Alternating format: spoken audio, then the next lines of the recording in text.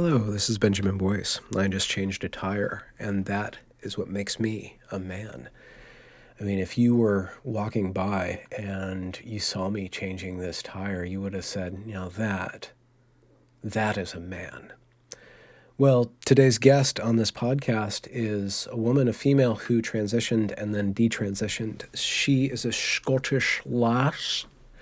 And so we get to talk about the Scottish aspect of what's going on over there with certain acts that they are putting through, lowering the age where one can achieve a gender switching certificate and then fast track themselves towards getting hormones and other medical procedures to identify or live as the other sex. This conversation also talks a lot about mental health and how a fixation with gender dysphoria might be a stand-in for other issues that one is going through, and how gender dysphoria can be seen as a fix-all that doesn't actually fix everything, and how important it is to proceed along self-investigative, pathways when making big decisions with one's life. So again, this is a resource for people who are curious about this topic. It's also a resource for people who are curious about interesting people, nice people, people that you don't necessarily hear from because their voices aren't the loudest. All this articulation, it takes a lot of concentration. And when you're screaming, it's hard to articulate things because your energies are invested elsewhere. Other than that, I hope you are having a good time with whatever you are doing while this is playing into your envelope of attention. Here's Watson. So what have you been up to? Nothing. I've been going through these hours and hours of footage in a Washington legislature equity task force, and it's kind of fascinating stuff. I mean, it's really, really slow and sausage-makey, but there's some pretty radical claims being made by the people who are trying to redistribute resources via bureaucracy. And so I've been trying to distill that down into something that I can talk about online. That sounds fun. It's slow work. Did you spend much time in college? Or I was at Glasgow University for 4 years. The first 2 years it was studying history and archaeology. And then when I went into my honours years, I dropped the archaeology and focused on history. It's a wonderful university. Which aspect of history? There's a lot of it. True. Well, the first 2 years you kind of cover general areas, but the area that I wanted to focus on in my third year was sedition and propaganda in the 1790s. So, when the pamphlet wars were going on during the French Revolution, how it came over to Britain and stuff like that. Oh, wow. So, it's really interesting. Yeah, that era, I really do think that there's a lot in common between what's going on right now with social media and that era. There's just a lot of, I guess there was a lot more killing back then, but. Yeah, there was a lot more heads coming off back then. Yeah. But now it's just cancellation. So we've progressed a little bit. A little bit, yeah. Do you see any parallels between the way that information was being bantered about with pamphlets and how it's being how we're adjusting to social media now? Kind of. I mean, if you look at a lot of the information that was being passed about, people would lie about the authors and demonize them and smear them, try and get their works banned or burned and things like that. But I don't think it's something only experienced today or during the 1790s. It's pretty, propaganda, sedition, censorship's universal, isn't it? Was that mostly a religious, or was it mostly political arguments? It was mostly political. Do you know a lot about Robespierre and all that? Not a lot, but I know my bases.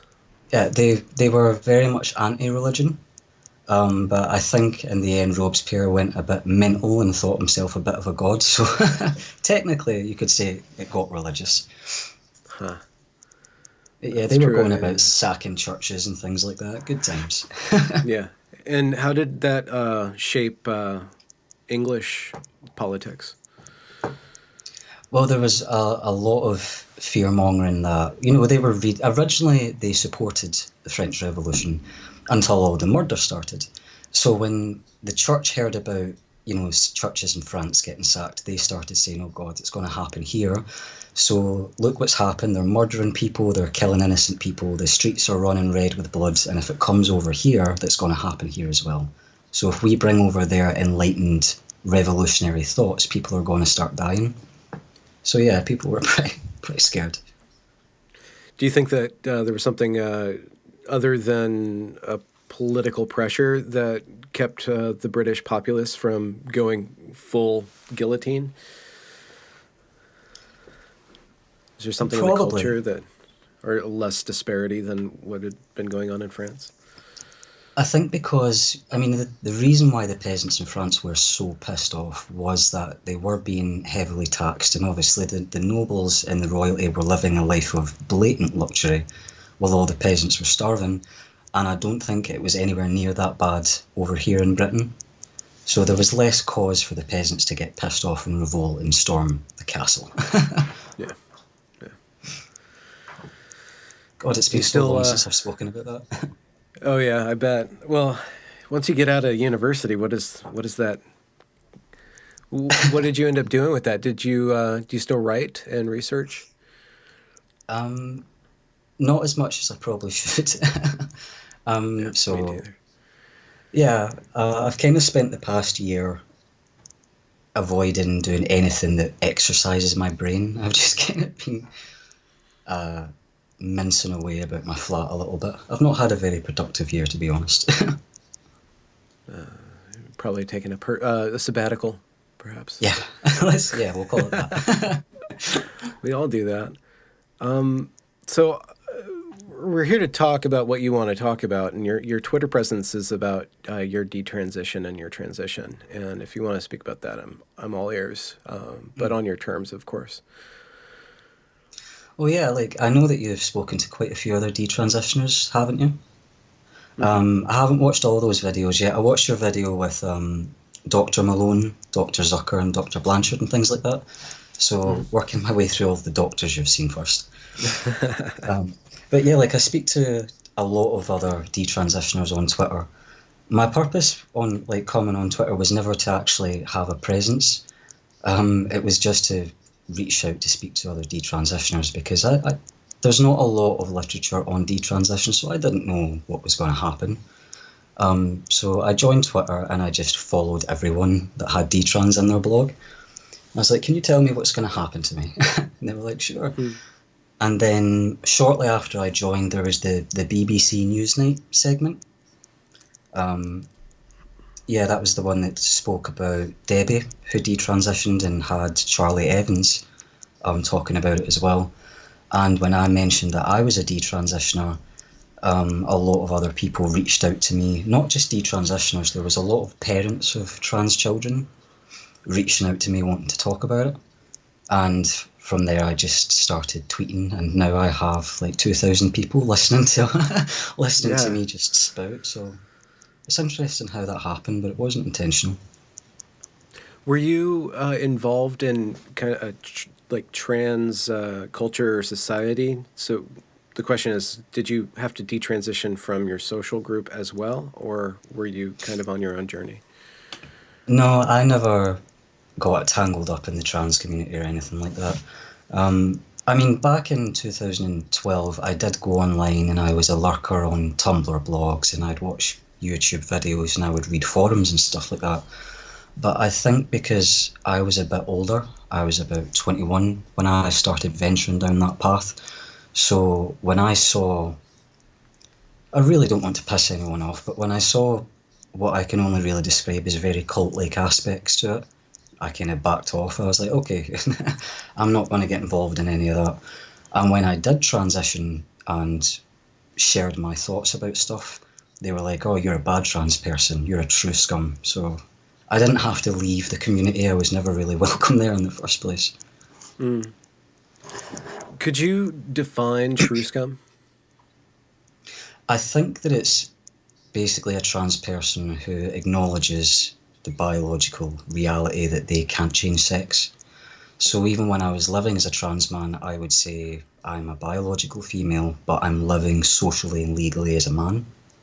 And they would say, oh no, you've become a man, you've become a male. I'd say, no, I haven't. Like, oh, well, you're true scum then. So if you're honest, you're true scum. So how do you think that, why do you think that it would be important for a group of people to deny that biological fact? I honestly don't know why they insist on doing it. They seem to take it as an insult. I mean, I don't understand it. This denial of biological reality is quite new, because I remember, you know, when transsexuals used to speak about their transition, they would say, you know, I am a biological male or female, but I wish I wasn't, and that's why I've transitioned. But these days, you can't say that. You need to say, well, not only can you change biological sex, but in fact, they've always been that sex. They're just starting to live honestly as it.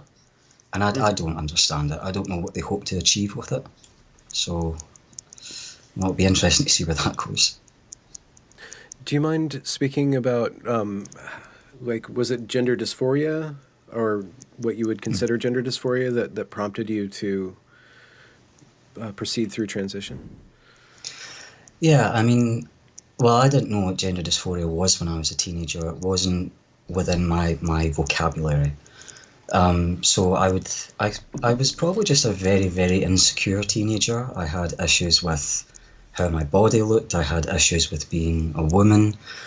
I was very self-conscious about a lot of things and really uncomfortable with who I was.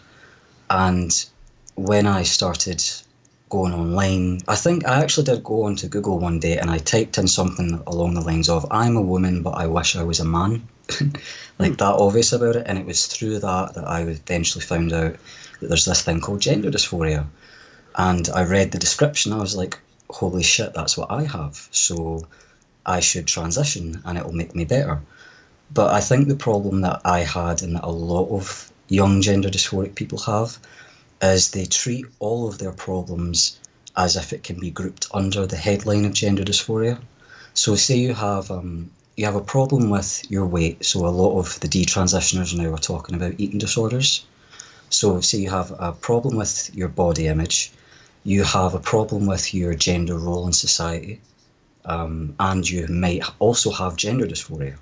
But rather than treating them all as separate issues and, you know, saying, okay, we'll deal with the eating disorder first, and if your gender dysphoria is still here after that, then we'll go about evaluating that and going down transition. But it would be safer to make sure that the gender dysphoria hasn't manifested because of these other things.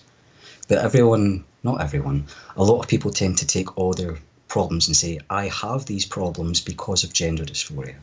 And so if the gender dysphoria is treated, I'll be completely better. But that's what I thought when I was young. And I was wrong, evidently. When you could you describe what it was that you didn't like about being a woman, or that you wanted to be, that you perceived men having?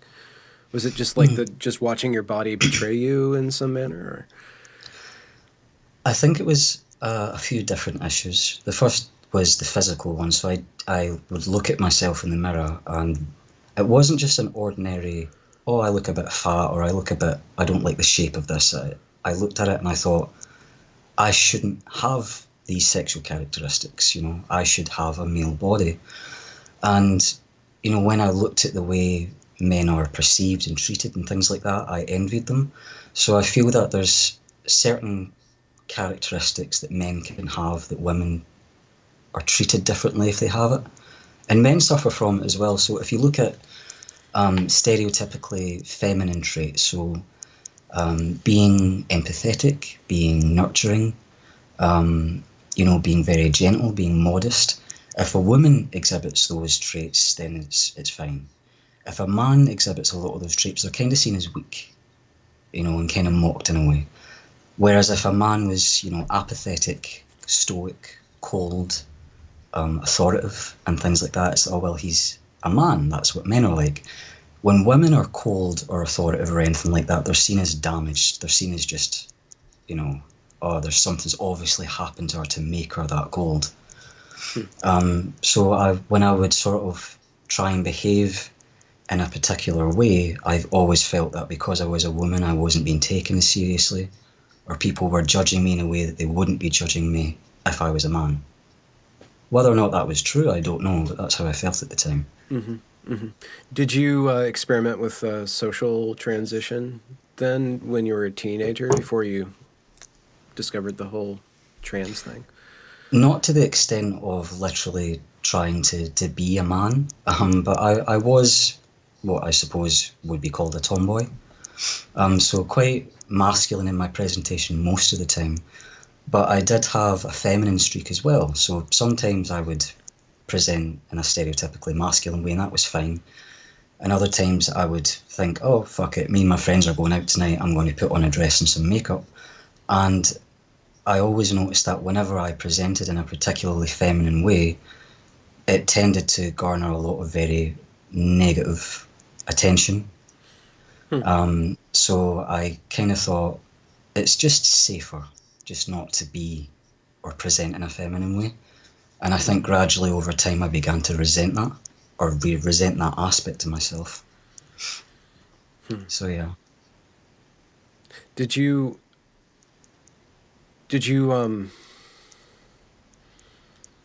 sorry, I lost my train of thought. No, that's okay. I mean, I don't know. I know that a lot of the detransitioners that I'm speaking to identify themselves as butch lesbians.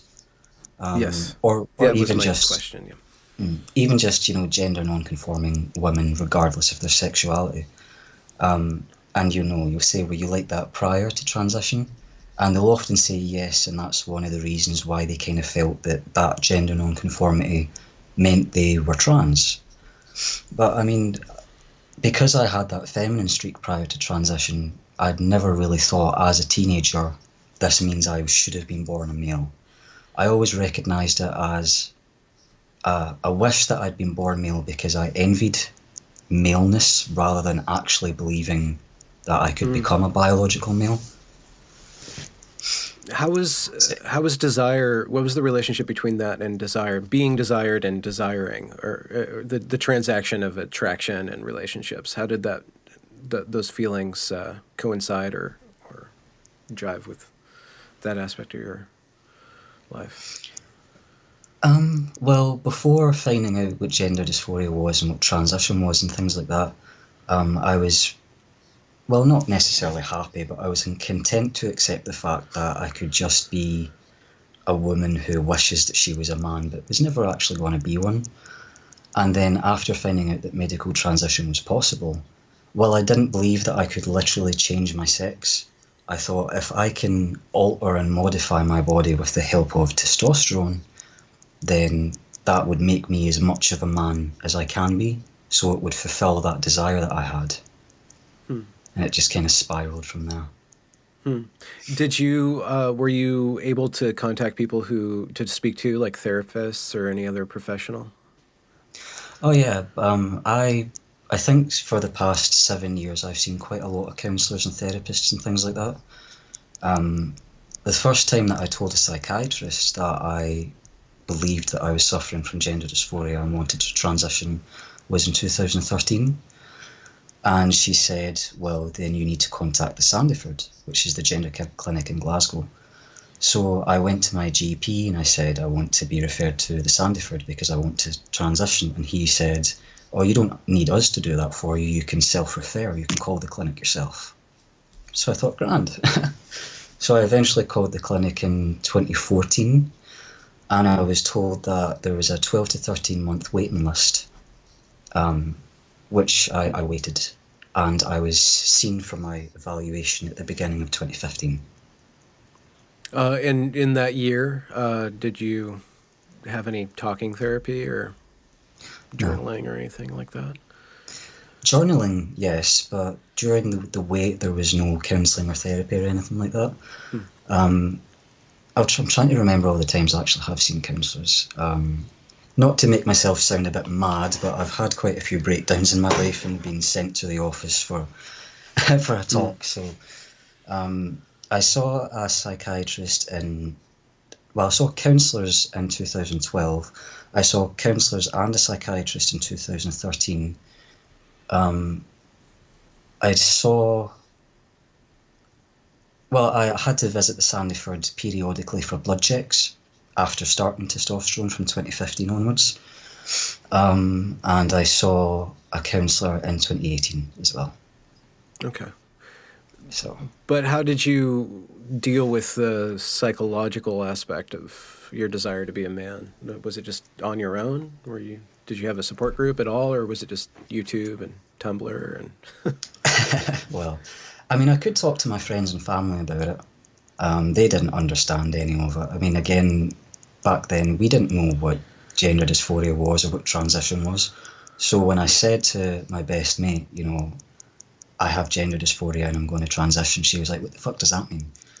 So I was like, oh, okay. And then I kind of explained to them what the process was.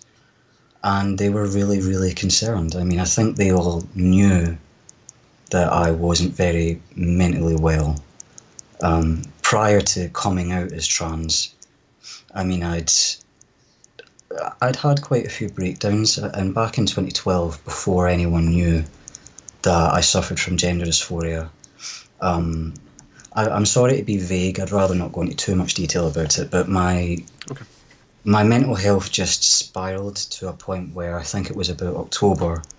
It was the first of what would become 3 suicide attempts, complete with another breakdown where my mum and dad physically came to my house and moved me back home because they didn't trust me to be left unattended. So yeah, I could talk to them about what was going on, but when I told them that I wanted to transition, I think their main concern was, you're clearly not in a state to decide to make such a permanent change. But I mean, I was an adult, so there was nothing they could do to intervene and stop me.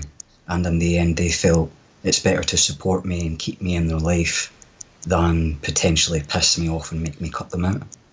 Yeah.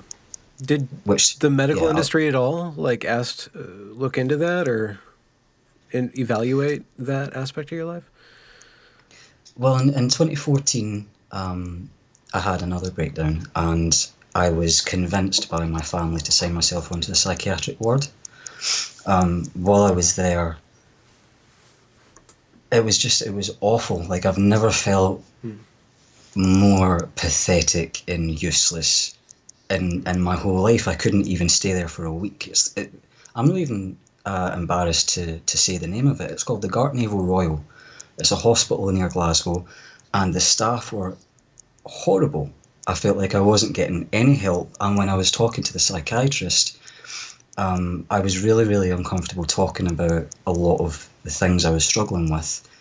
So I was kind of sitting and spluttering and stuttering, trying to explain things, and she was visibly annoyed with me. And she was like tapping her finger on her notebook and kind of staring at me. And when I explained to her that whenever things got particularly bad, I would turn to alcohol as a self-coping mechanism, and she looked at me and she was like, well, do you not think that if you stop drinking that you'll be fine? It's like, no, it's not that I'm drinking and then being depressed, it's that I'm drinking and then turning to alcohol. Or you're not listening to a fucking word that I'm saying. And in the end, she was like, yeah, how long do you want to stay for? And I was like, I want to leave tomorrow. And she was like, okay. And I got discharged, and that was it. And when you went to the gender clinic, did that come up at all? Was there any screening, or you just you spent your 14 months waiting and then you were good to go? Well, I was in the psychiatric ward at the end of 2014 and seen at the gender clinic at the beginning of 2015. So that was a couple of months apart. And so they knew that I'd been on the psychiatric ward. They knew, like, they had access to my medical files, so they knew all of the crazy shit that I'd done throughout my early 20s. And they asked about it, and I said, I think that a lot of my behaviours and problems comes purely from the fact that I have dysphoria, and if I transition, all of my mental problems will be solved by that. And yeah, they didn't challenge that. They didn't question whether or not they should treat different issues separately. I mean, I was seen at the clinic twice for an evaluation and conversation. I was seen a third time to be weighed and have my blood pressure taken and things like that, have my hormone levels checked.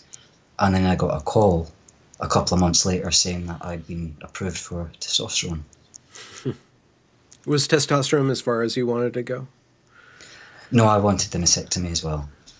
Okay. I think I would have went the full route and got the hysterectomy and the phalloplasty as well had I continued on it. Because the funny thing was I'd convinced myself that medically transitioning would solve my problems. So after being on testosterone and all the problems were still there, I thought, okay, clearly I haven't transitioned enough. So as soon as I get the mastectomy, then I'll start to feel better. So then I had the mastectomy in 2017, and I wasn't magically better anymore. So I had two roads to walk down. I could either continue going for surgeries, continue medically transitioning as far as is currently available, and just hope that at the end of it, I wasn't ill anymore. Or I could stop and ask myself whether this is actually what I should be doing, which is what I ended up doing. And now I've detransitioned. Why do you think that you took that route? I think it was because for a long time I'd convinced myself that all of my problems were somehow attached to gender dysphoria. And I was a trans success story. So I passed very well. Socially and legally, I was recognised as male. All my legal documents were changed. At university, I was accepted as a guy. My work colleagues didn't know that I was trans because I started working there as Mr. Watson. And, you know, I mean, maybe they were just being polite. Maybe I didn't pass as well as I thought I did, but I was never given any indication that the people in my life knew I was trans. So the testosterone done a hell of a job. And I kind of thought, you know, if I'm transing so well and I'm passing and I've managed to get this far into transition, why do I still feel so uncomfortable with myself? Why do I still have those problems that this was supposed to solve? So I kind of knew at some point I was going to have to address the other problems I had that weren't necessarily about my gender. What did it feel like to morph into more male? Like, It was nice to succeed in the goal that I'd set myself. So, you know, when it came to going on testosterone, I had a list of boxes that I wanted to tick. So I wanted my voice to get deeper. I wanted to grow facial hair. I wanted my fat to redistribute to give me a thinner, more angular body shape rather than the hourglass that I had. I wanted the mastectomy to give me that flatter chest. And every single time I was able to tick one of those boxes off, it was like you know, yeah, I've done it. Yeah, I've done it. Yeah, I've done it. So I don't look at, for example, the results of my mastectomy and feel disgusted all of a sudden. I think it's more of a concern that now that I'm very aware that I wasn't very mentally well at the time I pursued this, it probably wasn't a good idea that I was allowed to permanently alter my body like that. Which is, I think, what a lot of detransitioners are talking about, but not all of them regret the changes that they've done to themselves. Some of them are actually very happy with the results of the mastectomy. You know, it's more how ethical is it to let someone who has body image issues to permanently change their body before you try and solve it through less intrusive means. it seems But you can't do that. a blind spot or something indicative of the way that we approach the problems of being human. If there is a medical way that we can change things, if we can just like physically change it, it's much easier for us to rely on that than to embrace just how chaotic and complex an issue is. So when you, how long did you think through the change of course into detransitioning, and when did you decide that that was the path you're going to go? I would say the date I normally sort of say is I know that by my 27th birthday I was starting to struggle with some regret. So that was January 2018, which was round about the time that I dropped out of uni, a couple of months shy of graduating. So that was a fucking waste of time. But from that, I did what I always did when I was struggling, in that I completely isolated myself. I stopped going to uni, I stopped going to work, I started drinking heavily, which resulted in the breakdown that I had in May 2018. And after that point, I was seen, by a counsellor and things like that. And at that point, I did say to them, I think I regret transition. I think I've made a huge mistake. And he's like, well, what are you going to do about that? And at the time, I wasn't sure what I was going to do. I came off testosterone for between 4 to 5 months as I tried to make up my mind. But I knew that I didn't want to go down the path to detransition it in case I ended up changing my mind. So in the end, I ended up going back on testosterone and saying, I can't handle the idea of detransition right now. I'm too confused. My mind is a mess. I'm fresh off the fucking back end of this quite severe breakdown that I had. So 2019 was the year of I stopped drinking, mostly. And I started just taking better care of myself and started sort of going back and looking at all the problems and issues that I had that really weren't addressed by the gender clinic. I became my own therapist in a way for the entirety of 2019, right up until the October, when I finally knew for certainty that I was going to detransition. So I've been off testosterone for 3 months. How is that? No real changes so far. I mean, I don't know. My friends are sometimes... Did testosterone cause you to behave or feel things that now are not there? Or? I'm a lot more emotional, I think, but I don't know if that's just where I'm at just now. I don't know if it's anything to do with the testosterone. I don't know. Again, I don't know if it's to do with the testosterone. I'm just kind of blaming it on it. But I know that while I was on it, I found it really, really difficult to cry, which I used to find was a really good way to just get everything out. But I couldn't really experience extreme emotion while I was on it. And then after coming off testosterone, after about 2 months, I was like, if I dropped a carton of milk, I would burst into tears. It's like, oh, these emotions are coming back, So I'm a lot more in touch with my emotions now, I think. But that could also be the result of actually trying to help myself a little more. I think for the first time in my adult life, I'm actually trying to show myself some compassion. So that could be the reason as well. What are some of the ways in which, and I'm asking this for people who might be listening who are thinking through something similar or going through something similar to you, what are some of the ways that you've learned how to cope with your state of being and maintain or reach a place where you're being compassionate to yourself?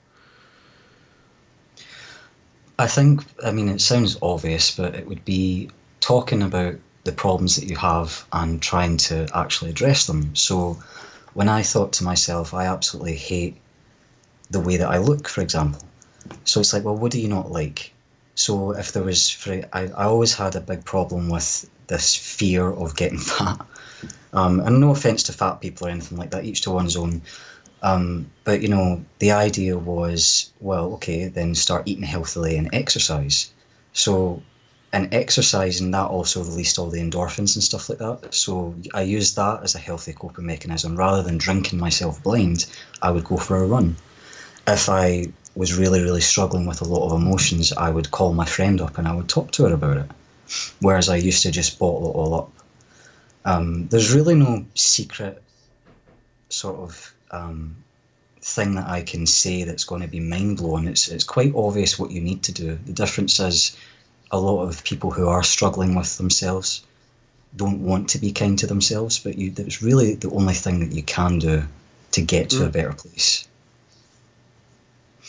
Easier said than done. Yeah, yeah. What's it like having a voice now all of a sudden? People coming to you and asking you questions. It's kind of nice in a way that, it's. I've got a lot of people who will message me and they'll describe their situation, and it's remarkably similar to mine. So I'm like, wow, Hmm. I'm not completely insane, clearly, because there's other people who have experienced what I've went through. So it's nice, and I think, I mean, sometimes people will say, you're a liar, you're a fake, you're not really a detransitioner, you're just pretending to be. It's like, oh, okay, fuck me then. So sometimes it's frustrating, but in the end, I don't really care what internet strangers think. Um, so I'm finding it really easy to just kind of hush out all the assholes and just concentrate on the nice people. But I do want to talk to people who disagree with me as well, because I think that's the only way that we can address a lot of the issues that people are concerned with these days, particularly relating to here in Scotland as the gender reformation reforms are about to go on. So I really, really want to kind of speak to people that maybe don't know why that's worrying a lot of people. Could And you you can give only us an do that if you overview talk of to. that? Well, the gender reformation reforms are proposing to change the process by which people change their sex legally. So, what it wants to do, it wants to reduce the age from 18 to 16 is the minimum age you can do it. It wants to reduce the length of time that you need to wait. So you would need to wait 3 months living as your preferred sex before you could apply for the gender recognition certificate. They don't say what you have to do in order to live as your sex. So you could really just turn up and say, oh yeah, I've been living as the opposite sex for 3 months. And then you need to wait 3 months in a period of reflection before you can obtain the certificate. So you sign a statutory declaration saying that you intend to permanently live as the opposite sex. So you don't need to see a professional. You don't need a diagnosis of gender dysphoria. There's no. They've turned it from a medical process into an administrative process, um, which is I don't think is a very good idea. Um, but the really, really big concern for me is if it's, and they're going to make it illegal to make a false statutory declaration. So if someone detransitions, would that be considered a criminal offence because they're regretting their transition and now going back to the old sex? Because it's punishable apparently by up to 2 years in prison if you're caught lying about it. So I don't really know what's going to happen with that. And having once been someone who believed that I had to transition, it was the only way I could fix myself. I thought that in my 20s and still came to regret it. So the thought of a 16-year-old being able to legally change their sex after 6 months and then going down the medical path just screams disaster to me. I think 16 is far too young. Is there provisions about the way that parents deal with their 16-year-old child? Or that they're just legally obligated to let the 16-year-old do whatever they want? Yeah. At 16, your parents can't really stop you from doing anything here. Okay, yeah. You guys are wild like that. Yeah. Well, that's the thing. Like, at 16, you're considered a legal adult with limitations. So yeah, you're going to be able to legally change your sex if this bill goes through. But I mean, you can't buy alcohol, you can't buy cigarettes, you can't go to the cinema and watch an 18-plus movie. But you have the self-awareness and confidence and knowledge of yourself to be able to state permanently that you intend to live as the opposite sex. And if you're caught lying about it, that's a criminal offence. I mean, I don't know about you, but I was a very, very different person at 16 than I was at 20, than I was at 25, than I am now. And I think that's insane. That someone who is 16, your hormones are all over the place, you don't know jack shit, you're practically insane, you're still learning who you are, you're going through this massive period of self-discovery, and you're supposed to be able to know with certainty that you are going to continue to identify this way for the rest of your life. I don't know how you could think any 16-year-old is capable of that. Is there information in schools about gender dysphoria? Is there education going on about what it is, what it's like, what it's not? False positives? Is there a healthy discussion in the Scottish public about that? Or is it just crowdsourced through the internet? I'm not really sure. I haven't looked into what's being taught in schools. I know that I don't know if it was a high school or a primary school. I think it might have been a high school.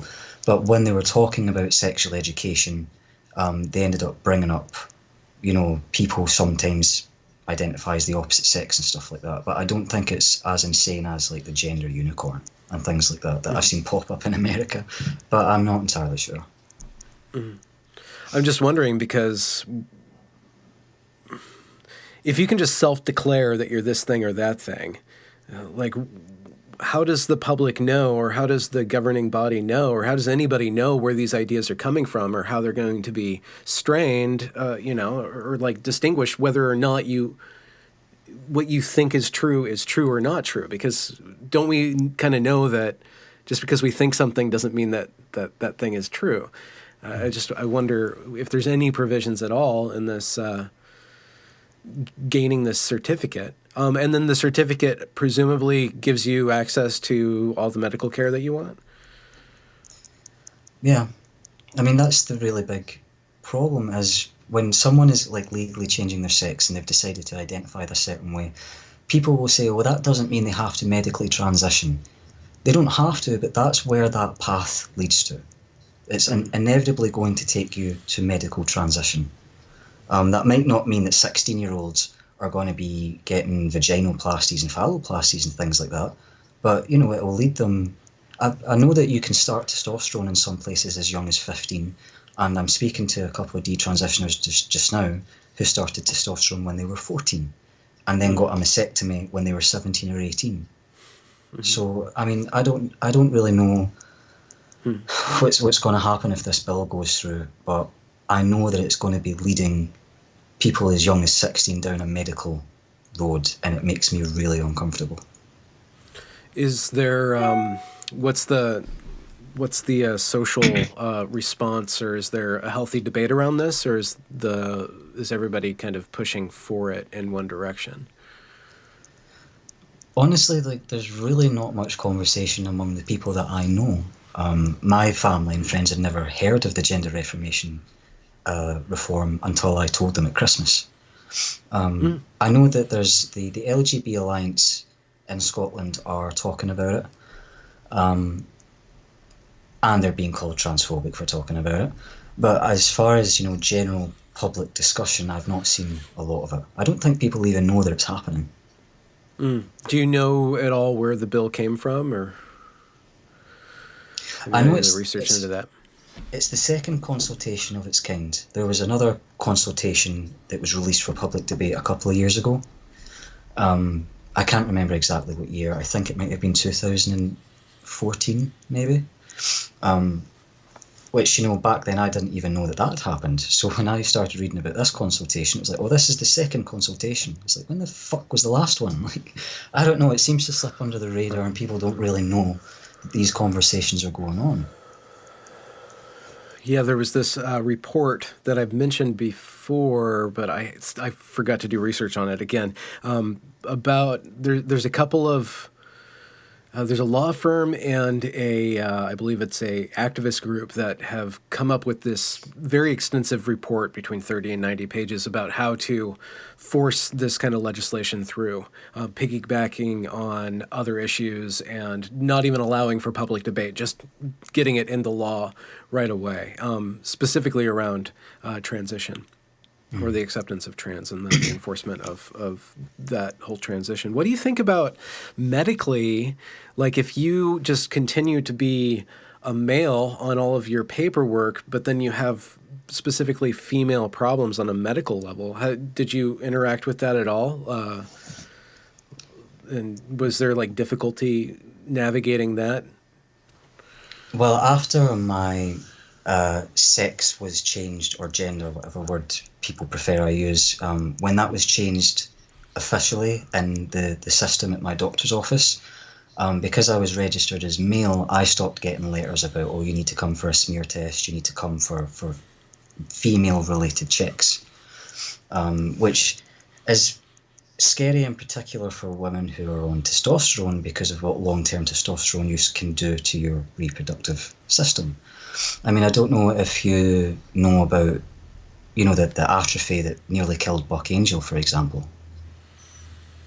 A little bit. Could you describe just atrophy, like the whole system just starts imploding or something, turning into a raisin kind of thing?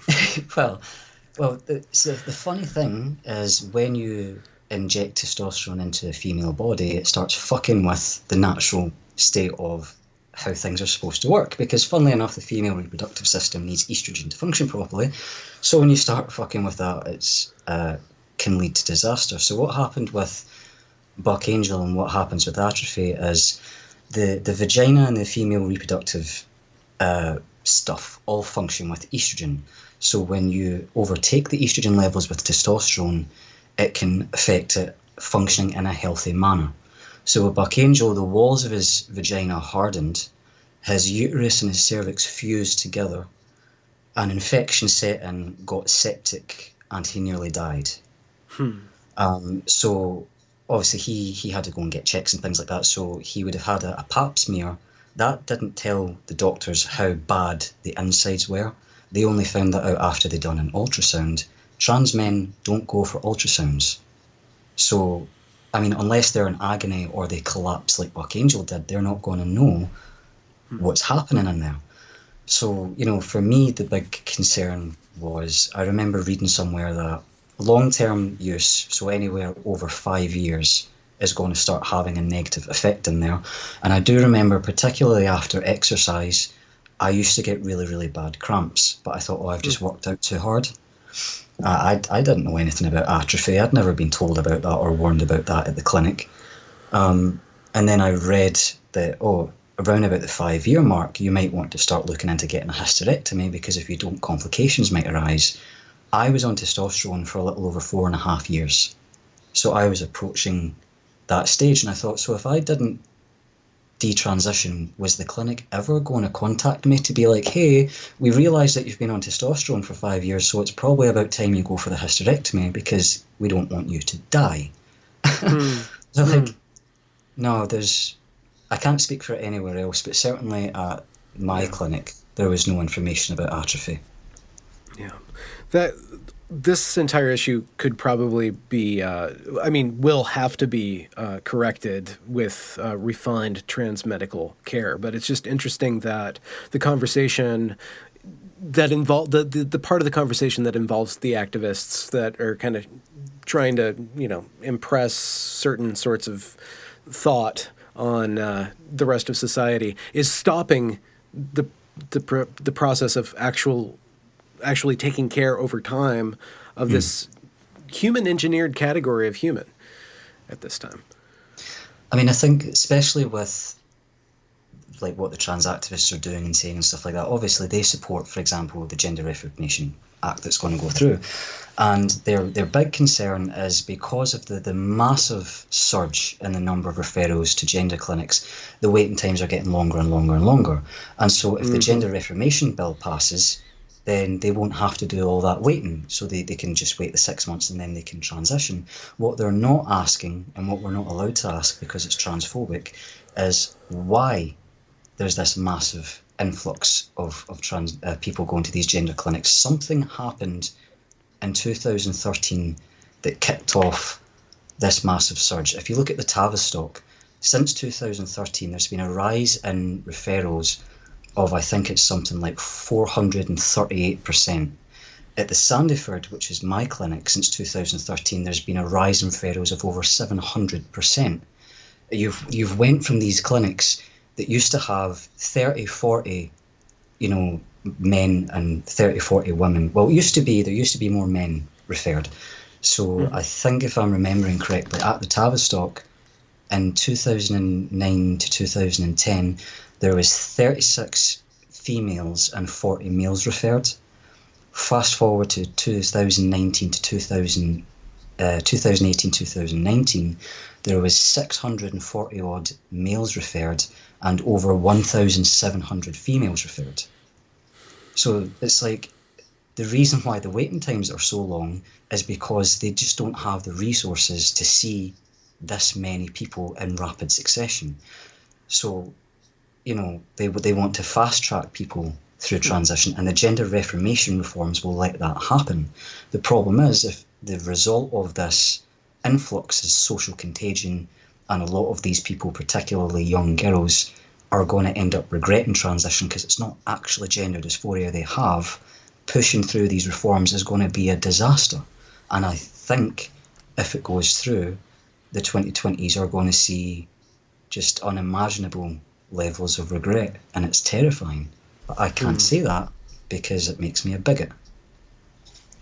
In America, we have this whole litigious society. Do you think that lawsuits will happen in Scotland? I don't know how you guys are set up in that way. I think it will depend on the age of the person who goes through it. So, for example, when I've been talking about my transition and that I regret it, a lot of people said, "Oh, why don't you sue them?" I mean, I can't, and I don't think I would ever attempt it because I was an adult. I was in my 20s. Right? I need to accept responsibility for that. But I mean, I think that if you started the transition process at 16 and were fully affirmed and allowed and helped to do that by doctors, only to later on find out you had a completely different issue or issues and you regret it, I think there could be lawsuits there. Do you think that would be what changes the course of things, or do you have hope that dialogue will slow down? I have the optimistic hope that dialogue will help, but let's be perfectly honest, people have been talking about this for a little while now, and it seems to be just getting worse. I mean, everything that happened with, Maya Forstater and stuff like that, the fact that you can't even say that biological sex cannot change is causing people to lose their minds. It's like, I don't understand how we got to this stage where we're denying biological sex. I mean, it didn't used to happen. It's happening now. So even though that we've been talking about this and there has been a dialogue for at least the past, 5 or 6 years. When did Caitlyn Jenner come out? 2015. So that was when trans issues went mainstream and people were talking about it. It was in news articles, there was documentaries made about it. And since then, it seems to be getting, in my view, more, there's less room for constructive criticism, I think. Everything has been branded transphobic. J.K. Rowling was branded transphobic, for fuck's sake. You can't get more liberal than J.K. Rowling. She's been called a bigot. Jesus Christ. I mean, that's where we're at. I thought, I have hope, but I'm not convinced that's going to happen. In your case, you describe your transition as being some sort of remedy for your issue. I wonder if there's other desires or motivations for transition. Do you have contact with, I guess now you have contact with the detransition or like a number of detransition people, but do you foresee the need for support groups, for more dialogue about the root causes of the desire to transition? Yeah, I think that, well, some people have tried to talk about it. I can't remember her name. In fact, I'm fairly certain you've had her on one of your podcasts. She's a therapist, and she was talking about, a lot of teenagers who have teenage issues are mistaking typical teenage worries and insecurities and stuff like that as proof that they are suffering from gender dysphoria. And she made a really, really good point in the article that I read about a lot of people who are presenting at the clinics and a lot of the people who, once she's gained up trust with her, are starting to be a little bit more honest about the path that they took to get the diagnosis for gender dysphoria. And one of the things a lot of them are admitting to is that they preemptively had the gender dysphoria before they were able to identify the actual issues that gave them it. So they would discover gender dysphoria online, and then they would look back to their childhood and they would say, oh, well, I was a tomboy when I was a child, but now I know that means it was because I hated being a female. Or they'll look back at a time in their teenage years when they were, I don't know, a butch lesbian, and they would look back and say, well, it wasn't that I was butch, it was that I wanted to be male. So that they're preemptively going back in time and changing the way they look at instances from their past and presenting it now as proof that they had gender dysphoria. And that makes a lot of sense to me. But if you even try to broach that conversation in public, you're hateful and you're causing trans people to kill themselves. Well, yeah, there's that. This is really disingenuous. What you describe here is one of the reasons how I ended up investigating this topic and speaking and going down this path of just collating interviews with people. Because I was studying racial politics in America, specifically in universities, and now in Washington State Legislature, where they look at data and they only read it through a racist lens. They see, and then they modified their definition of racism to basically give the result that everything is racist. And then they get to make all these different rules and laws and societal changes because it's just completely tautological. There's no, and then when you try to ask about it, well, one, you can't be this person. You know? You can. But two, even if you're not this person, there's something wrong with you if you start to investigate these claims. These claims are all bundled together too. Like there's this weird, you can see this over and over again. And it's on one level, it is low-hanging fruit because these are just people on Twitter. These are people on social media just putting this stuff together. But I see this pattern over and over again where transphobia and white supremacy and capitalism, like all these different issues are put under the same umbrella, just like what you're saying with gender dysphoria. All these different issues are put under this one all-consuming, I guess, solution, like this final solution, It's really disturbing. Sorry for that reference. The same with like the complete inability to accept constructive criticism. It's become anathema to a lot of activists where you can't even say, look, I completely support trans people, and in the case of genuine transsexuals, when they have been properly evaluated over more preferably than a handful of meetings, and they transition and it works well for them and their dysphoria alleviates, grand, good for them, very happy for them, I'll use their preferred pronouns. But can we please have a discussion about the possibility that we may be diagnosing a few people with gender dysphoria when they might actually have another condition? It's like, no, you're transphobic. It's like, we can't even talk about it. And like, we can't even talk about detransition. Like the amount of times that detransitioners have been like, I'm a detransitioner, and the reaction is, no, you're lying. No, you're a fake. No, I don't believe you. You're clearly a gender-critical radical feminist troll pretending to be a detransitioner. And then when we show ourselves and it's like, hello, I am a detransitioner, it's like, yeah, well, now you're being used as a weapon. You're letting yourself be used as a weapon to attack trans people. And when, Dr. James Caspian tried to actually do some research into transition regret, the proposal was refused on the grounds that it was politically incorrect and offensive. And like, do you know the story of why Dr. Caspian decided that he wanted to start that research? No. He was talking to another doctor, and you'll have to forgive me because I can't remember his exact name. It was Dr. Miroslav Jetjevic or something like that, and he's a surgeon. And he told Dr. Caspian that he was noticing he was performing more sexual reassignment surgery reversals. So Dr. Caspian thought, okay, if people are regretting it, if there's more people detransitioning, if there's more people getting reversal surgery, we should research this, we should look into it, which was why he wanted to pursue the research. But what trans activists said was that's not why he wanted to pursue the research. He wanted to pursue the research because he's transphobic. And it's like, how do you, like, I don't understand. Like, doesn't it work in the best interest of trans people as well that we know why this is happening? Because if there's more and more people who aren't going to benefit from transition filling up the gender clinics, it's increasing the waiting time for the people who would benefit from it. So would they not want to know what's going on with transition regret?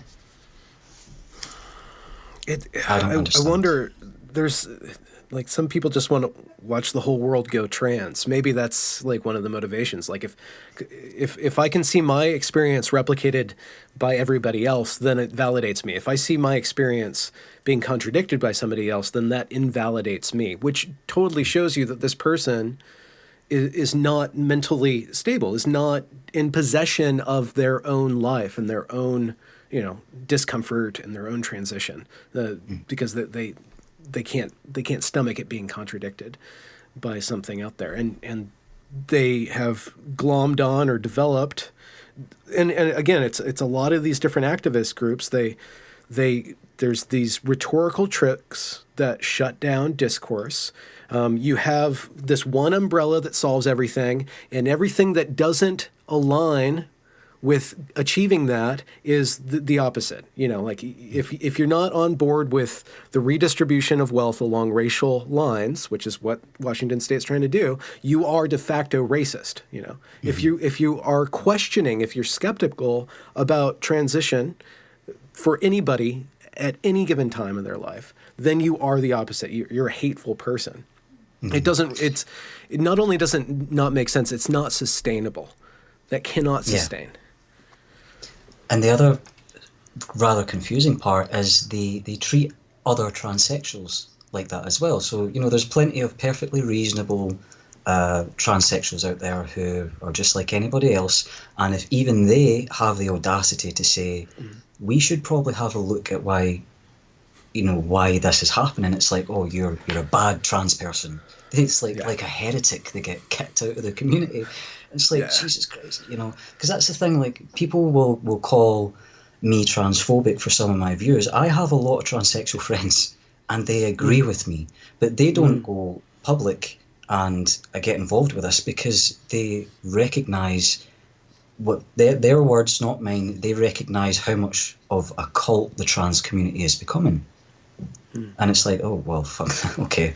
So why would you go out and, because they live stealth, so they don't publicly identify as transsexual, they just identify as the opposite sex. So they're not going to out themselves to have this conversation just for the trans community to point at them and say that they're transphobic.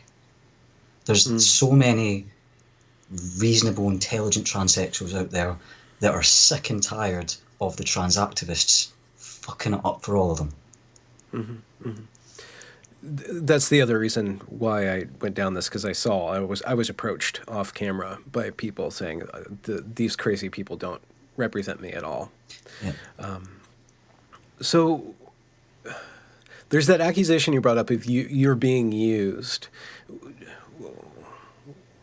What do you think you want to accomplish by speaking about it? What would you like to serve? What purpose or what use would you like to have in speaking about this? First of all, I want them to allow more research into gender dysphoria and why there's this surge in referrals and why there are more and more detransitioners popping up. I want there to be a lot more evaluation and therapy. I don't think you should be fast-tracked through the system right into medical intervention. I think we need to find out exactly what's going on. I think that we should be able to be in a situation where we can have an open and honest conversation about gender dysphoria and transition, and things like, do trans women have an unfair advantage in sports? Can we talk about that and look at the research without pissing people off? So I just want to be able to have conversation. But what people are saying is that detransitioners will get picked up by right-wing Christians, they'll get picked up by gender-critical radical feminists who apparently want all trans people to disappear and they want medical transition not to be an option, which in my experience isn't true, because I speak to a lot of gender-critical radical feminists and they don't want to remove the option of gender transition, they just don't want it to be very easily accessible to young people, which I agree with, but I don't consider myself a gender-critical radical feminist, and I don't feel like I'm being used by them. Do you have, are you somebody who thinks in terms of having an ideological leaning, or like a Is there a name for what you are? The only label that I feel comfortable applying to myself is a humanist. I mean, when it comes to the radical feminists, oh God bless them, right? They're really, really nice to me on Twitter, right? And I agree with some of the things that they have to say. But fundamentally, there's beliefs that they have that I just don't agree with. You know, I don't believe that I live in a patriarchal society. I don't believe that I'm oppressed here in Britain. I mean, I don't know, the idea that all the men have the power. We had Theresa May as a Prime Minister there. The First Minister of Scotland, Nicola Sturgeon, is a woman. The current Home Secretary, Priti Patel, is a woman. I've never worked in a job where I was paid less for the same job as my male colleagues and stuff. So I don't feel like I live in an oppressed patriarchal society. I don't have a problem with porn. I don't think that if a consenting, willing couple want to choke and slap one another in the bedroom, I don't care. Do whatever you want as long as there's consent, right? And then I'll go on to Twitter, and all the radical feminists that I'm friends with are talking about the patriarchy. They're talking about how rough sex is proof that the boyfriend hates his girlfriend if he wants to do all that to her. And I don't buy any of it. But I am with them in terms of biological males do not belong in female-only rape centres, for example. Biological males have no business competing in competitive sports with females. So, like, I agree with them on a lot of issues, but I also disagree with them on a lot. So that's why I don't wear the label gender-critical radical feminist. And the idea that I'm some kind of right-wing Christian shill, I'm an anti-religious atheist. I hate religion. No offence if you're religious. I just don't like it. And if I had to pick a side, I would be traditionally left-wing. So I don't know where all these accusations are coming from. They just find it easier to lump people under these bad-sounding terms. Because like they call them TERFs, like trans-exclusionary radical feminists.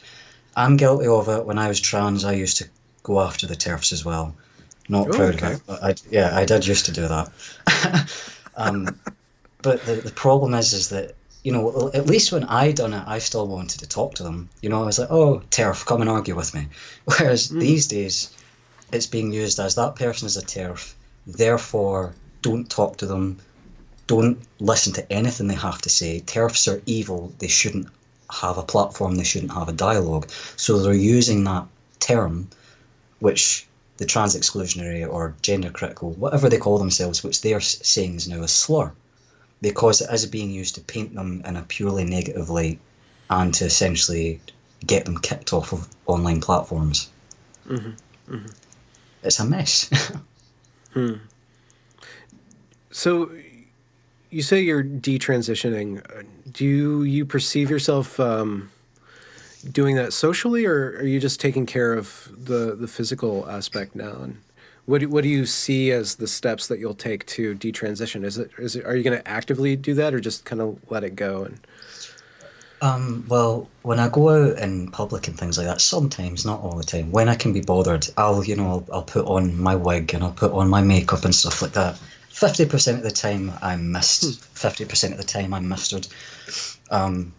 Which, you know, again is another thing that's kind of antithetical to the gender critical perspective, because they're very much, you know, you don't have to look like a stereotypical female to be a woman. So, you know, you shouldn't have to wear the wig, you shouldn't have to wear the makeup. I know I don't have to. I'm choosing to present that way so that there's a you know, Ice Cube's chance in hell that I'm going to be perceived as a woman again. Because, you know, the testosterone had such a strong effect on me that if I shave in the morning, within 12 to 24 hours, I have a 5 o'clock shadow. You know, I have a big bald patch at the back of my head. My voice is obviously dropped, and this is me making a conscious effort to try and speak in a slightly higher pitch.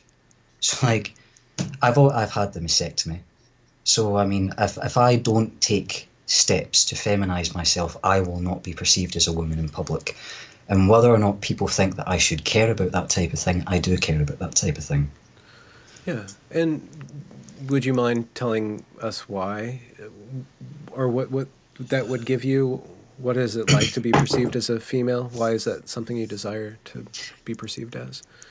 A part of my sort of this whole new thing of trying to be nice to myself and compassionate to myself and learning to sort of love and accept myself and stuff like that. I'm very self-aware that leading up to transition, I had very, very unpleasant views, not just about myself, but about womanhood. And for a period while I was actually living as a trans man, I had what I think probably could accurately be described as misogynistic views.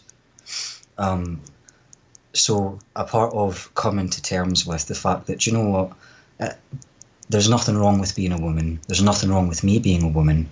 There's nothing wrong with me liking stereotypically feminine things. So, yeah, I think being perceived as a woman is part of me accepting that I am a woman. So, would you mind terribly if I smoked? No. Okay. It's just in case you're trying to quit. I don't like smoking. People like that. That's fine. I can wait. I'm down to 1 a day now. I'm down to 5 a day. Because do you know Rachel Rooney? I don't. Maybe that sounds familiar. She's the author of My Body Is Me, the lovely little children's book that got transphobic. Well, she's quitting just now, and you know, I mentioned on Twitter, you know, I was like, I should try quitting. And now she's checking in on me. She's like, how are you doing? I'm down to 5. I do want to be off them by the end of this month because I turn 29 in 2 weeks. So I want to be smoke-free by then. But we'll see. I got in trouble for saying online that I don't disbelieve in astrology because I don't. I neither believe nor disbelieve in it, but I have seen like this Saturn returns thing, like this 28, 29 kind of, where am I headed? And maybe I want to go in a different direction that a lot of us go through. Yeah. Do you think that you will get Rachel Rooney, or in fact, have you ever considered trying to get Buck Angel on?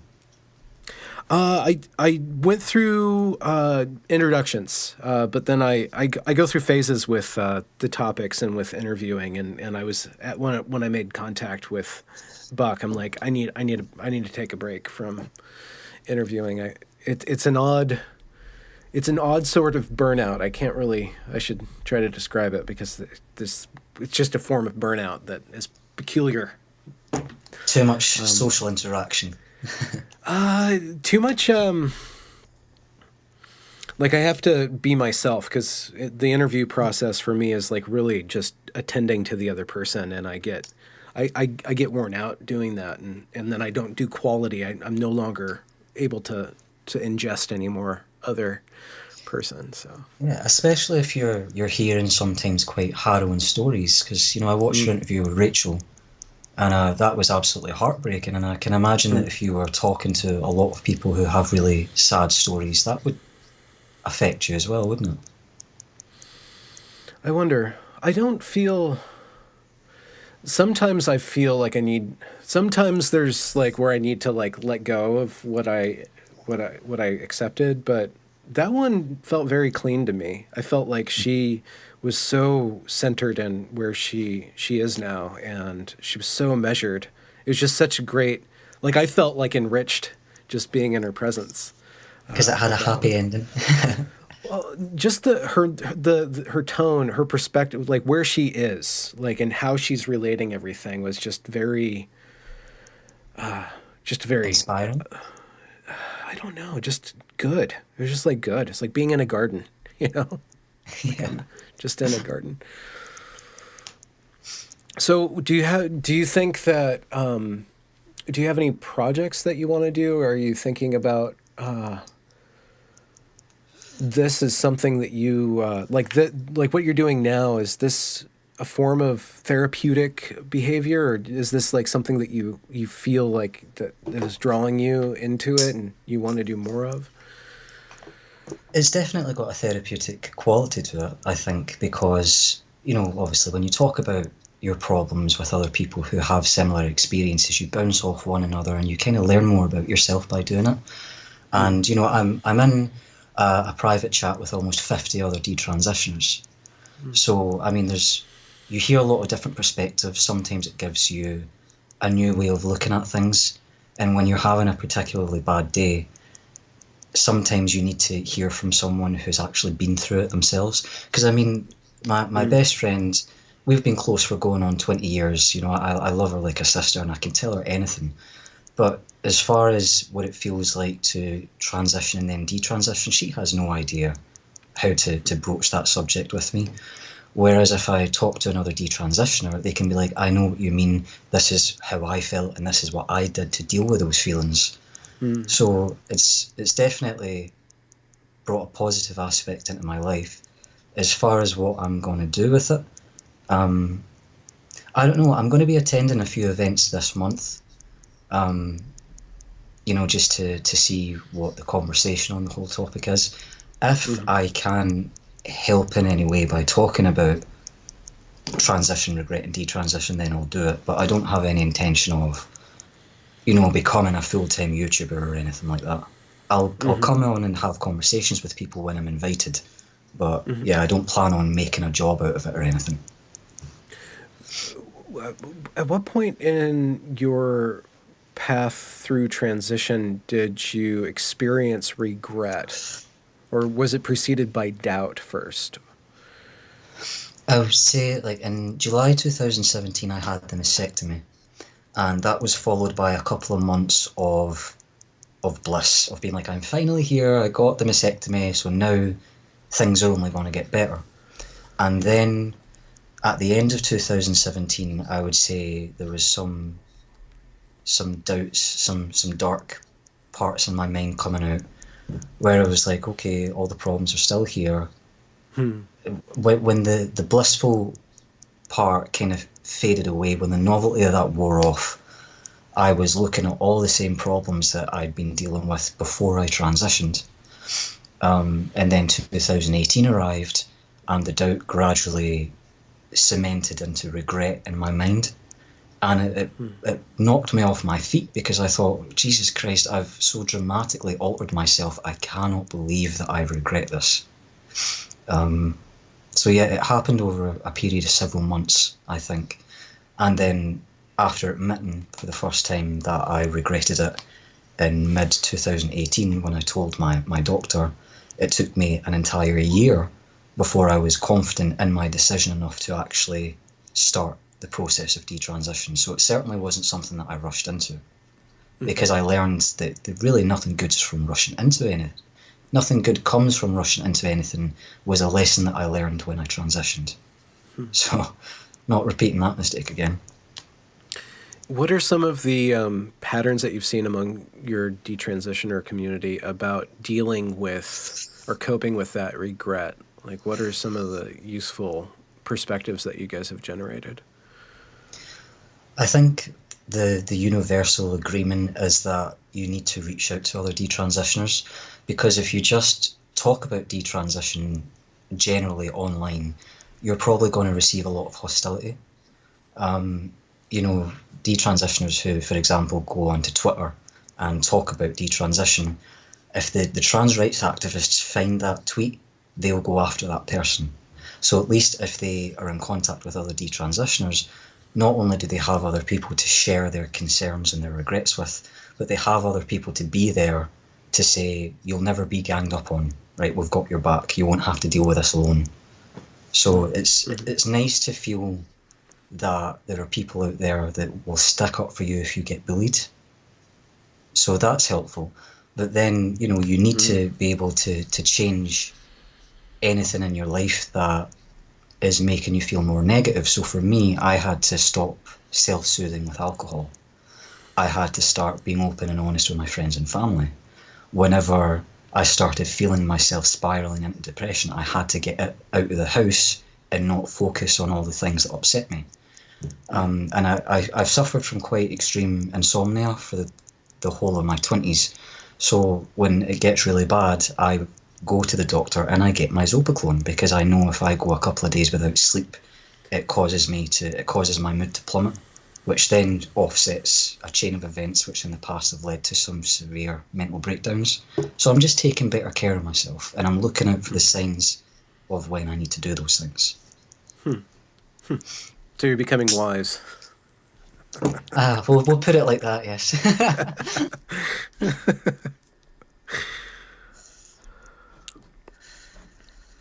What are some of the resources that you think that you would recommend for parents of children who are considering transition, or just resources in transition itself? I would tell them that if transition is concerning you, then obviously I would look up studies and things like that. If it's in particular it's detransition that concerns you, I would reach out to the Detrans Advocacy Network. They're in contact with a lot of detransitioners. They probably know more about we'll call it the detrans experience than most professionals do, because a lot of these detransitioners aren't going back to their clinics and reporting what's going on, which is one of the main reasons why the official statistic of detransitioners is apparently very small. But I mean, if you were to go to the Sandyford and ask for their statistics, they would be, at the very least, they would be up one successful transition and down one detransitioner, because they don't know I've detransitioned. So a lot of the clinics don't know how many detransitioners were once treated at their clinic, because the detransitioners are not reporting their detransition. So if you want to know what detransition entails and you want to know what detransitioners go through, you need to talk to detransitioners rather than seek out clinics. Hopefully that'll change. Mm-hmm. Yeah, it seems like these gender clinics need to get on the ball with facilitating resources for desisters and detransitioners. Well, when I was speaking to the counsellor in 2018, it was one of the main experiences that convinced me I'm not going back to the gender clinic, because I was talking to this counsellor and I was very honest with him. I just said, look, I regret my transition. It was a huge mistake and I'm going to go back to living as a woman. And he got so uncomfortable. He was fidgeting in his chair and he was like, do you not think that it's possible you're non-binary? And I was like, I don't believe non-binary is a thing. It's like, what? But like, this is a counsellor. And I said, I think that non-binary identities are bullshit. And he got offended. Like, there was another woman in the room, so like I was sitting in front of him, he was sitting in front of me. Beside him was a woman who was kind of taking notes, and he kind of turned around like, oh, like to the woman. I was like, I'm sorry if I'm being too honest for you, mate.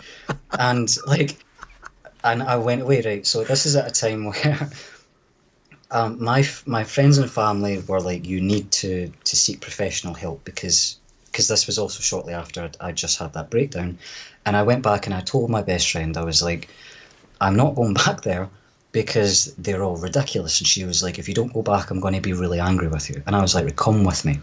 So I went to see these two women with my friend. She came in with me and I sat and I had a conversation with them, and I was trying to explain to them, again, when I was struggling with a lot of my issues, I would rely on alcohol. And I was explaining about, I'm going to stop drinking, I'm going to start being more honest with myself, I'm going to admit that I made a mistake. And they were sitting there going, like, well, maybe you didn't make a mistake, maybe it's not regret you're dealing with. And we walked out of the doctor's office and my friend looked at me and she was like, yeah, fair enough, right, you don't need to go back. It's like these people, it's like they don't listen to what you say. And if you say something that they personally, not professionally, that they personally disagree with, they communicate that to you. And when you have to face that, you don't want to go back to see these people. You're wasting your time because they're not listening to what you're telling them. So they can't help you.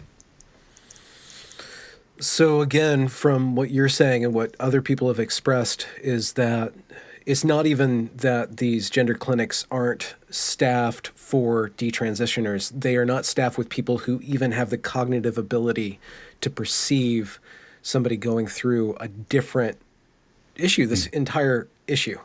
And that comes down to, I'm going to proposition it comes down to the ideology that dictates that they're operating from a belief system. They are not scientists, barely professionals from what you're telling me.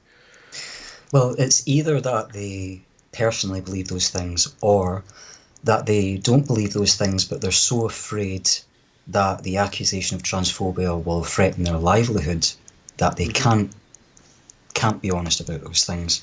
I mean, was it the Tavistock that there was 35 personnel that walked out of that, and they said it was because they felt that these children were essentially being experimented on when it came to issuing them puberty blockers, and most of them didn't even identify themselves because getting branded with the accusation of transphobia would probably mean they would never work in the industry again.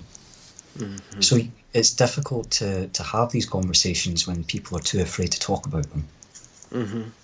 And that's just, it's mind-bogglingly malfeasance, malpractice. Like you're experimenting on humans' livelihoods. You're not giving them thorough care. You're rushing their care, and then you're handing out, body transforming hormones to these people. And then you're not even going through the motions, or you're even actively shutting down motions to research what's actually going on. And they're not doing the follow-ups that they're supposed to be doing. They're not doing follow-ups. I think the longest follow-up study that I've read, it was in Sweden, and it was between 1973 to 2003, so it was over 30 years. And the conclusion was that post-operative transsexuals, so people who had been through sexual reassignment, the suicide attempt rate and the actual suicide rate was considerably higher compared to the general population. So the idea that we need to allow people to transition as soon as possible, because if we don't, they're all going to kill themselves. The follow-up study that we have indicates that the suicide rate is still phenomenally high. And if we're not doing more follow-ups, we don't know where that stands today. Because if that study was in Sweden, why aren't there long-term follow-up studies happening in Britain? Why aren't there long-term follow-up studies happening over the sea in America and Canada and things like that?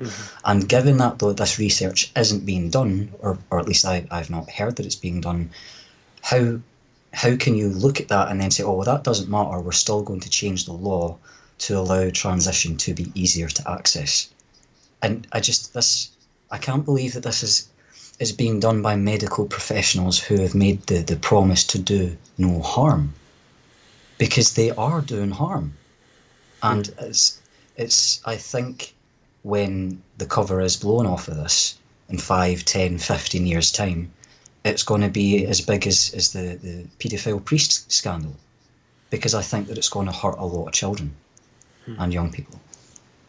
And I don't want that to happen. That's the thing.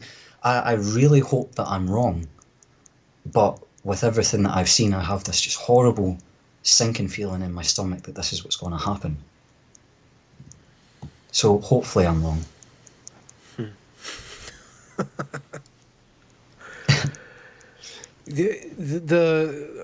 With those, there's so many different things when you're talking about the long-term study about suicide rates. It might be different because now it's more socially acceptable or more socially accepted, or there's more people, so there might be more networks. Maybe one of the things that leads to suicide is a feeling of alienation, a feeling of nobody's like you, and maybe having more people like you will change that. But at what cost? I guess, that we enable this. And, I'm basically libertarian. I don't want to dictate how other people act, or, I don't want to dictate anybody's gender roles or anything like that. I have my preferences, and I'm not going to shy away from expressing my preferences, but when that's packaged, when all that social progress is packaged with this, we're going to silence speech. Everything that's anti-liberal is packaged with everything progressive. I have to, bite the bullet and be a bigot if that's what helps the conversation move away from a dark consequence. Yeah. I mean, it's really sad for people who are libertarian or are liberal, because it used to be that it was the left wing who would fight, for example, when Christian parent groups would try to censor things that offended them. You know, for the longest time, it was the left that fought censorship, that fought for free speech. And now, with all this shit going on, the lefties were all standing here going, "Oh Christ, I don't want to call myself left wing anymore because of what they're doing, because they're insane." Like, I don't understand really what's happened, but in particular, when it comes to the LGBT folks, it's an absolutely insane level of, you can't criticize them, you can't question them. People who happen to be gay or trans or any of the other made up stuff, like you can't criticize them for something not even related to LGBT issues, and you can still get branded homophobic or transphobic for it. It's like, we're not even talking about gay issues or trans issues. It's like if you say, "Oh, that gay comedian is a shit comedian," "Oh, you're homophobic." Yeah. It's like, what? Okay. You know? What I'm looking at right now with my research into Washington politics is that people are using, now it's acceptable to use your racial category, as long as you're the minority, to completely shut down any criticism, right? Mm-hmm. Which is antithetical to the claim that they are the minority, they are the underserved, they are the, you know, they are the marginalized. They're writing laws now. They're literally in power, and they're using their status of being disempowered to shut down any criticism. And it is just like, no, you can't pull that. How is people allowing you to do that? Like, why are we enshrining this? Because ultimately, the people that take advantage of that aren't the good people, aren't the people who really do need a little boost, a little extra voice. It's the people who tend to be narcissists, tend to not be good at anything other than manipulating people, that say, "Oh, here's my chance to finally be an asshole, because I could never stop being an asshole, but now it's okay to do that. All I have to do is put on this category or use my category, whatever category that is, to get just a license to be a tyrant." And it pops up over and over and over again in different discussions. Even just like the idea that the idea of privilege and things like that, when people say that, you know, when it comes to sexuality, you know, all heterosexual people have so many privileges over gay people, all white people have so many privileges over black people, all non-trans people have privileges over trans people, which, you know, I can see a case for it, but you can also recognize that depending on where you are in life is also going to have a role in the privileges that you have. So, for example, if you are gay or black or trans, but you're also rich, you're going to have like so many privileges over everyone poor. So, you know, the idea that just because someone has one of these minority traits doesn't necessarily mean that they have a harder lot in life than everyone else that doesn't also share that attribute. And that's one of the things that I kind of clash with the radical feminists on. I mentioned that earlier, where they say that all women are oppressed by all men.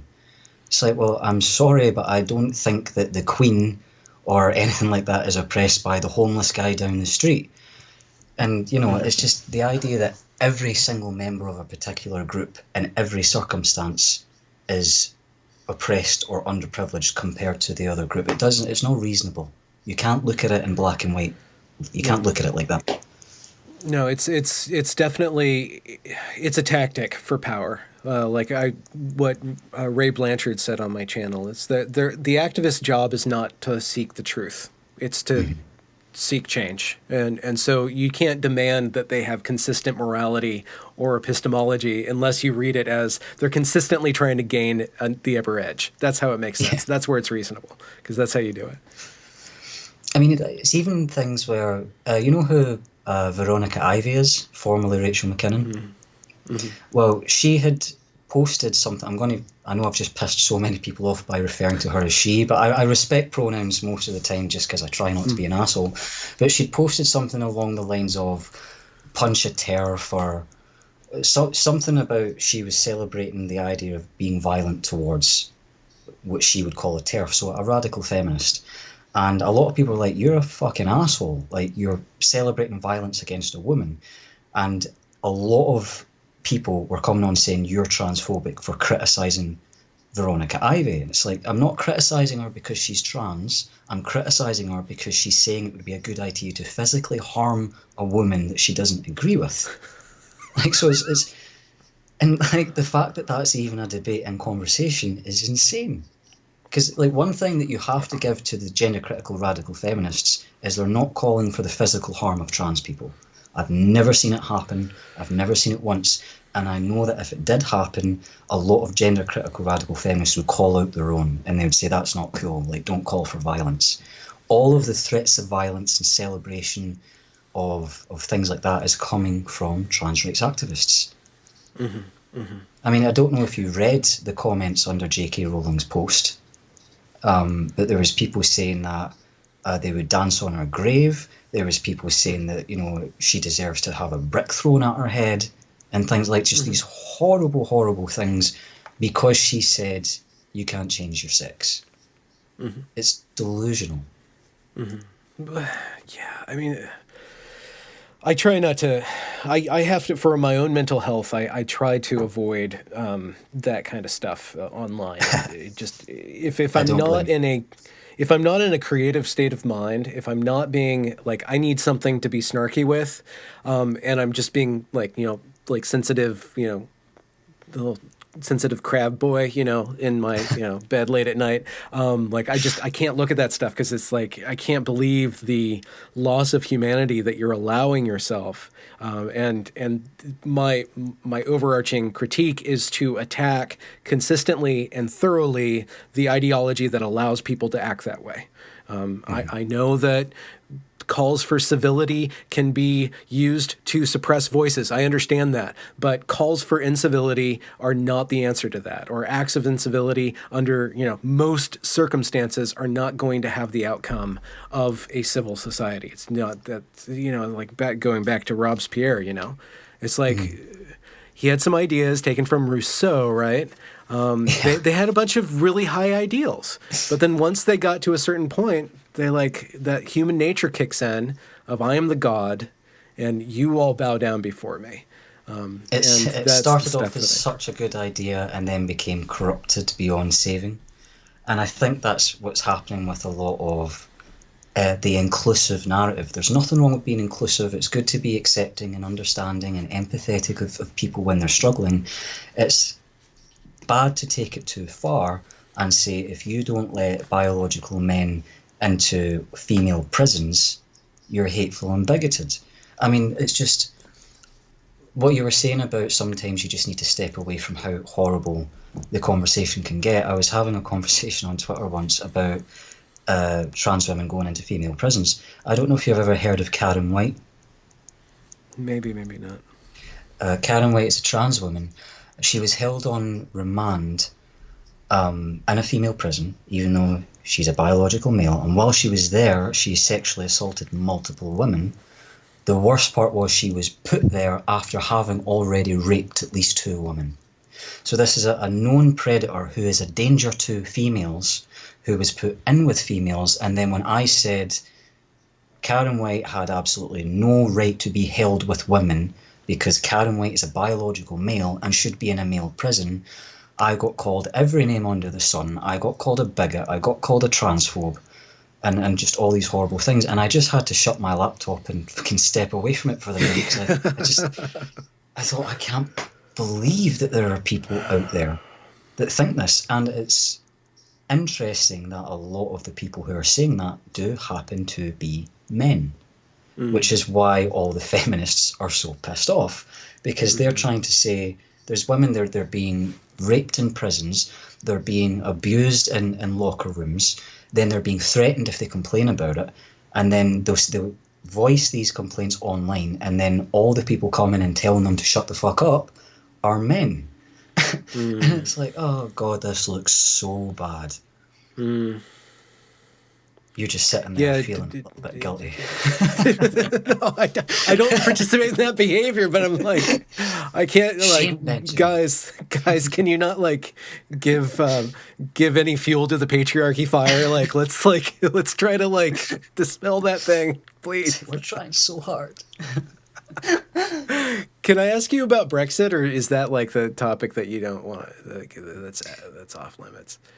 Do you know, I'm honestly so apathetic about the whole You don't thing. give a Like, shit. Okay. I don't care. Like, whether we leave, well, I'll put it this way. I didn't vote. Um, and when I found out that it had been decided that we were going to leave, I thought, well, because I support democracy, then now we need to leave. So I do think that they're delaying it, and they're taking the piss. They're going against what the democratic way of things has said should happen. But in terms of whether I think it would be best to stay or leave, I don't care. Okay. Okay. That's So good. I'm glad that you have a apathetic opinion about something. well, That should be generally an achievement in today's world. yeah. Well, that's the thing, whenever I do talk to someone that holds views that I don't agree with, so long as they're not being a complete asshole about their opinion, I do always try to understand and listen to where they're coming from. And I think that everybody should try that type of thing. There's no opinion that I'm so, even religious folk, right? I'm very, very anti-religious. I don't like it. But, my sister found Jesus conveniently shortly after her husband did. And I sit and I listen to them talk about the Bible, and they take their kids to Sunday school and shit like that. And I don't berate them, I don't belittle them, I don't make fun of them or anything like that, because I don't want to be an asshole. But if they say to me, do you believe in God? I'll say, of course not. So just, you can have different opinions without the need to attack the person with the other opinions. Mm-hmm, mm-hmm, mm-hmm. That's that ability to be outside systems of belief and find your own bearings is not easy. Do you think that belief could serve you better in your life, or do you think that you're fine coming to terms with your life on your own terms, I guess, without that structure of belief? Yeah, I think I'm very, very comfortable coming to terms with myself without any outside influence, because that way I know that every decision that I make is one that I made for myself. Whereas, the idea of being part of a community, it tends to come with a particular set of beliefs that many people sometimes feel the need to adopt to fit into the community better. So, a very insidious example of that would be certain areas of the trans community where they adopt particular beliefs that maybe they didn't previously hold, but they know if they voice opposition, they'll be heretical. So, like I said, I talk to a lot of gender critical radical feminists. They know that I don't agree with them on everything. So that's fine. We can have a conversation about that, but I would never feel comfortable considering myself a part of the gender critical radical feminist community, because I don't want the beliefs that I don't agree with impacting how I move on and navigate the world, because then I wouldn't be being honest with myself. Mm-hmm. Mm-hmm. I think it's very difficult for people. I identify like as kind of the same kind of. I adopt that same stance and that same behavior. It's difficult for people like us to find fair representation in the world because we can't even band together with each other, or the way that in which we band together isn't as vehement and powerful and unidirectional as a community that's formed around some form of orthodoxy. So it's nimble, but it's it can get cold out here. Yeah, I think it's especially because we do tend to be very laid back about a lot of things, and you really can't, push a movement forward when you're laid back, when everyone else is so passionately like pushing whatever it is. So like, if you had, for example, you had the right wing, I don't know, screaming about abortion or something like that, and the left wing screaming back at them. So it's like the right people are saying it should be illegal, and the left wing are saying it should be legal, and then the people in the middle are like, well, case by case basis, like we'll have a look at certain circumstances and things like that. That's not convincing. That's like, no one's going to listen to that person. Yeah. So maybe we shouldn't celebrate our abortions or put draconian laws over people. What do you guys think about that? Shut up! If you're not with us, you're against us. Like, okay. Exactly. Because I remember, like, oh God, I was talking about, about like gay marriage, but like I'm totally for it. in the sense that if marriage is legal, everyone should be able to get married. But I also think marriage is kind of stupid. So I remember talking about one time about how, like, marriage is fucking stupid, right? But a couple of Christians kind of thought that I was talking about gay marriage, and they were like, yeah, fucking right on. And I was like, no, stop it. And then I started pissing off other lefties, and I was like, no, I'm for gay marriage. I just think marriage is stupid. And then they started shouting at me. I was like, I can't have these conversations. I'm not passionate enough about politics to be included in these conversations. Yeah, it's the plight of the misanthrope. Every category thinks that you're against their category. Like, oh, you're sexist, you're racist. You're like, no, I don't have high faith in humanity. Like, you guys are all idiots. Don't be personal about it. Like, you're nowhere near important enough for me to care. Especially like even for some of the trans issues and detrans issues, like, I really want to be passionate about it, but sometimes the conversation is going on, and like about, for example, transsexuals who have actually went through the process of transitioning. I don't care if they come in the bathroom with me. Like, if there's a trans woman who's medically transitioned and she wants to use the female bathroom, I don't care. Like, I really don't care. And there'll be people pissed off that I'm not more stridently saying they must have the right to use the bathroom. And then there's other people pissed off that I would ever entertain the idea that they should come in to that bathroom. But it's like, look, I'm going in to pee and leave. I don't care if they're coming into the bathroom, you know? And that's not a passionate enough opinion to hold when you are talking about this in a public forum. Even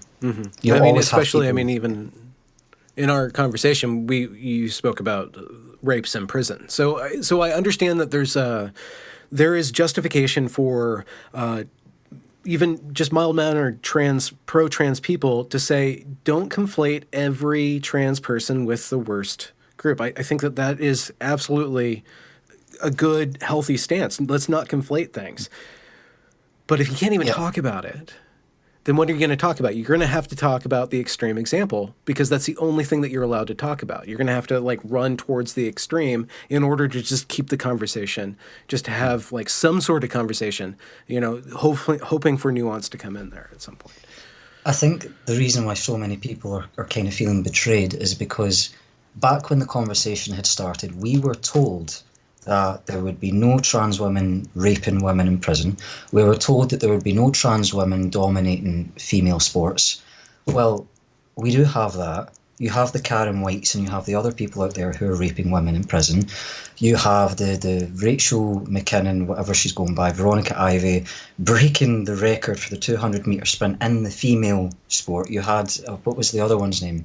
Laurel Hubbard in the Pacific Games winning multiple gold medals. And all the women, the actual biological women who are coming in second place to these women, trans women who potentially have worked all their life really hard to train to get there, are looking at that and going, they have an obvious advantage. This isn't fair. We were told this wouldn't happen, and now it is happening.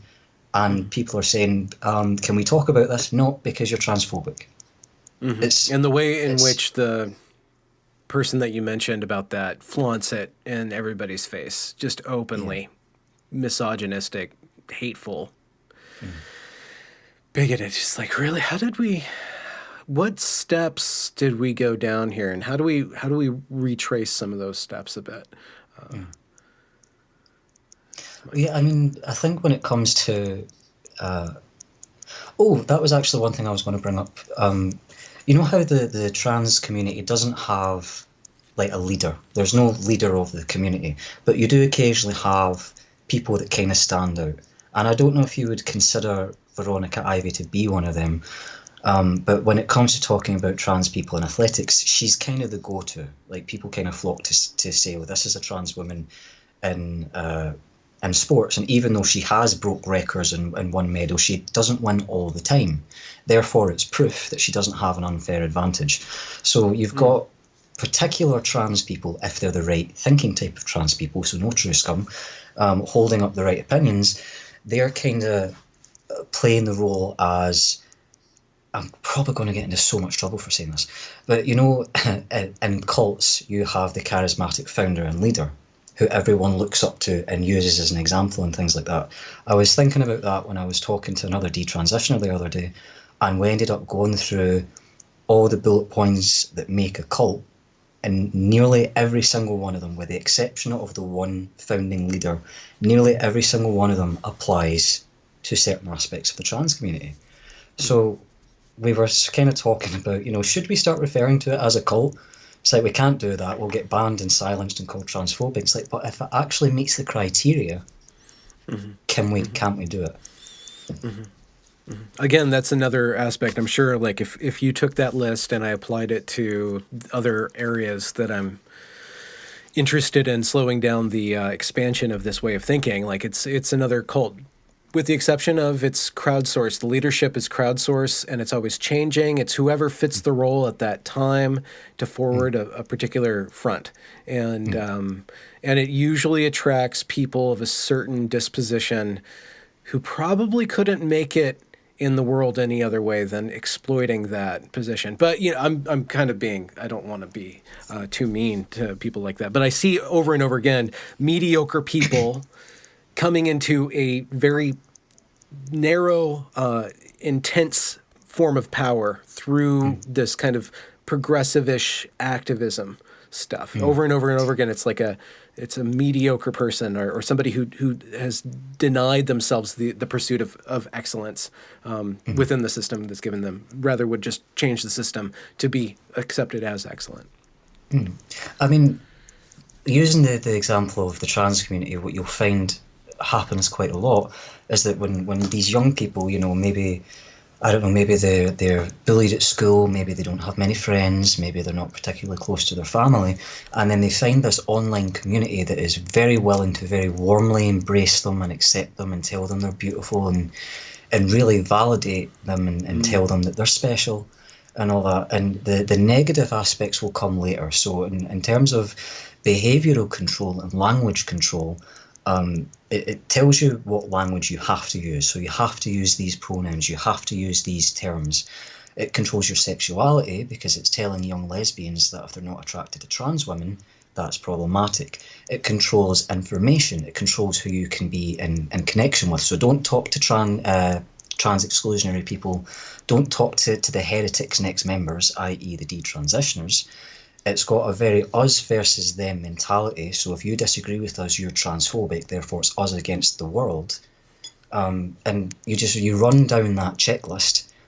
These same things apply to the likes of the Manson family and the Jonestown people and things like that. Fair enough, there's a very distinctive lack of murder and mass suicide in the trans cult, but all those other little checkpoints that you see when it comes to controlling behaviour, thought, information, and language and sexuality, it's all there. It's really, really creepy when you read into it. How do you stem that, or? I have no idea. I think it's people are going to join these communities whether or not they're even aware it's a bad thing, because sometimes when you need that validation and you need that company, you need to feel not alone. They're going to go wherever they're going to receive that comfort. And one thing that you do have to give to certain sections of the trans community is, as long as you don't break the rules, they will have your back. They form support groups and charities and things like that. So if you're terribly gender dysphoric, there are certain sections of the trans community that will help you get into gender clinics, that will help you get access to what you believe you need. So there's a lot of benefits for young dysphoric people to be a part of that community. Oh, this is a good conversation. I know. Oh God. Need to, after this is done, just be sitting there like, oh God, I need to stop having these conversations. I'm going to watch fucking cat videos next. Just not cats. Yeah. The musical. Oh God, I know. I've been too afraid to. I don't like musicals anyway, but the backlash to it is hilarious. Do you have any closing remarks?